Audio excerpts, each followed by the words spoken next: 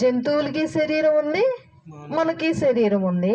మరి సమస్త శరీరులైన జీవాత్మ గల అని ఉంది. మళ్ళీ అంటే వాళ్ళకి ఆత్మ ఉందిగా. అప్పుడు బైబిల్లో ఆత్మ ఉందిగా. అప్పుడు నేనంట నా ఆత్మ లేదు వాటికి అంట. ఆత్మ కలిగినవి ఎక్కడికి వెళ్తాయి? దేవుని దగ్గరికి వెళ్తాయి. దేవుడు ఎక్కడ ఉంటాడు? పరలోకంలో ఉంటాడు. ఆత్మ లేనివి ఎక్కడికి వెళ్తాయి? భూమిలోకి వెళ్తాయి. భూమిలోనే పుట్టాయి, మట్టిలోనే పుట్టాయి కాబట్టి మరలా మట్టిలోనే తిరిగిపోబడతాయి. అంటే ఇప్పుడు జంతువులకు ఆత్మ ఉంది, కానీ నేను ఆత్మ లేదంట.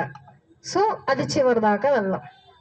ఇప్పుడు జంతువుల జోలికి వెళ్తే అసలు ఫస్ట్ అసలు జంతువులు ఎందుకు ఈ సృష్టిలో ఉన్నాయి? ఫస్ట్ మెయిన్ ఎందుకో చెప్పండి. జంతువులు ఎందుకు ఫస్ట్ దేవుడు సృజించాడు? మనుషుల కోసం సృజించాడు. మానవ మనుగడ కోసం